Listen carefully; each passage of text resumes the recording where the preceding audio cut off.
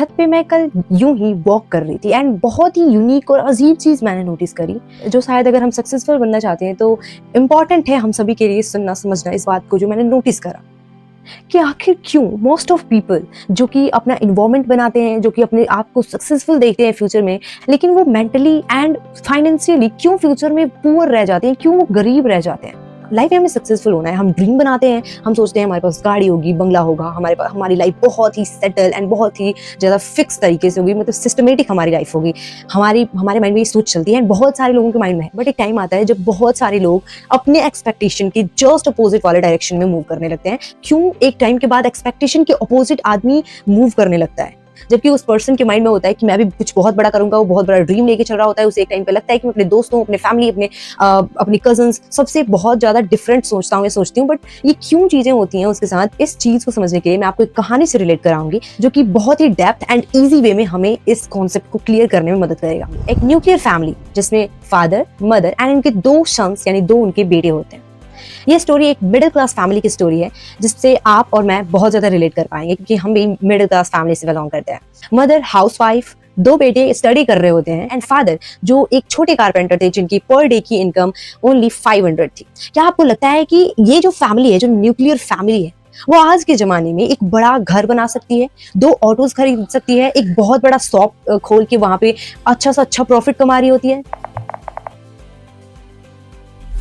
उस nuclear family का बड़ा बेटा, जिसने आज से लगभग 4 साल पहले उसने बस अपने दोस्तों को दिखाने के लिए, क्योंकि उनके घर से दुकान या फिर जो शॉप था जहाँ से उन्हें चॉकलेट्स, बिस्किट्स वगैरह खरीदने में बहुत ज़्यादा दिक्कत होती थी आने जाने में। सो उस बंदे ने सोचा कि मेरे दोस्त एंड मेरे को जाने में बहुत ज़्यादा प्रॉब्लम होती है। दैट्स व्हाई उसने अपने घर के जस्ट बगल के एक टूटे फूटे घर में, जिसको हम खंडहर भी कह सकते हैं, वहाँ पे उसने छोटी छोटी चीज़ें ला के बेचनी स्टार्ट कर दी, like biscuits, Kurkure and chocolates.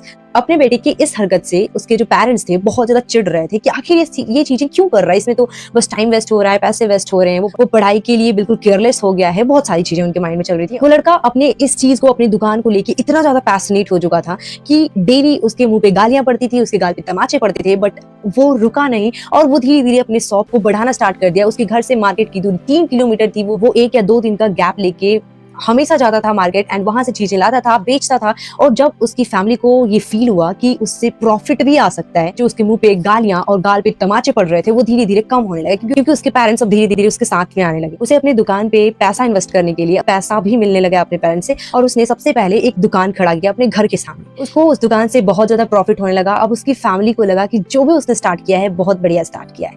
वो बंदा वहीं उस शॉप तक नहीं रुका, बल्कि उसने 2 ऑटोज खरीदे, एक EMI पे और दूसरा उन्होंने अपने प्रॉफिट के दम पे उन्होंने ऑटो खरीदी, और वो उन दोनों ऑटो से आज पैसे कमाते। आई नो कि आपको फील होगा कि ये बहुत छोटा सक्सेस है एंड क्या स्टोरी है, बट अगर आप इस स्टोरी के डेप्थ में जाओगे तो आप समझोगे कि एक 12 इयर्स ओल्ड बच्चा, जो डेली गालियां सुनता था, ताने खाता था, पिटता था डेली अपने पेरेंट्स से, उसने वहां से स्टार्ट किया जहां पर उसके फादर पर डे का 500 ओनली अर्न कर पाते थे। वहां पे आज वो लोग बहुत ज्यादा प्रॉफिट कमा रहे, बहुत ज्यादा मुनाफा कमा रहे, वो घर बनवा रहे हैं, वो ऑटोज खरीद लिए एंड वो बहुत ज्यादा ग्रोथ कर रहे हैं। आई डोंट नो वो एजुकेशन पे ध्यान देता है नहीं देता, बट आई नो दिस कि वो बंदा अभी इन सारी चीजों पे ज्यादा ध्यान देता है कि कैसे प्रॉफिट कमाया जा सकता है, कैसे फियर ऑफ फेलियर को अवॉइड करना है, कैसे हम फेलियर से डरना नहीं है, बल्कि हमें अपने सक्सेस का पिलर बनाना है इन फेलियर्स को। अगर उस बंदे ने कंटिन्यूअसली काम नहीं किया होता तो वो भी उस लाइफ के लूप में फंसे होते हैं जहां पे आज मोस्ट ऑफ फैमिलीज फंसे हुए हैं। ये जो मिडिल क्लास फैमिली है, आई थिंक अभी भी उनका यही सोच है कि उन्हें अपनी बेसिक नीड्स को फुलफिल करना है एंड दैट्स ऑल। इस स्टोरी को समझते एंड समझाते हुए मुझे एक चीज बहुत ही डेप्थ में समझ में आ गई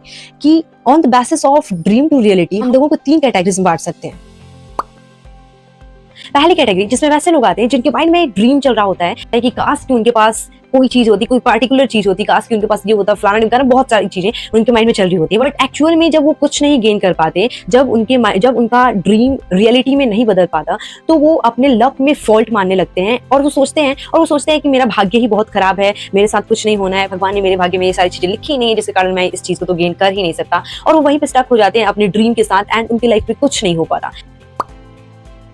अगर हम बात करें सेकंड कैटेगरीज की, तो इसमें वैसे लोग आते हैं जिनके माइंड में ये बस ड्रीम नहीं होता है कि उन्हें कुछ बहुत बड़ा गेन करना है, बल्कि वो अपने सपने को साकार करने के लिए, मतलब कि अपने ड्रीम को अचीव करने के लिए वो अपना इन्वॉल्वमेंट बनाते हैं, वैसी चीजें कंज्यूम करते हैं जो उनके सक्सेस के लिए जरूरी है। बट एक चीज मिस हो जाती है, वो ये है कि उनके अंदर फियर ऑफ फेलियर बहुत ज्यादा होता है। मतलब वो फेलियर से बहुत ज्यादा डरते हैं। उन्हें लगता है कि अगर मैंने कोई एक्शन लिया और मैं उसमें कामयाब नहीं हुआ तो दुनिया क्या बोलेगी। उन्हें डर रहता है कि उन्हें ताने ना सुनना पड़े। उन्हें लगता है कि हमारे अगेंस्ट कोई ना बोले। उन्हें डर लगता है दुनिया के तानों से लड़ना।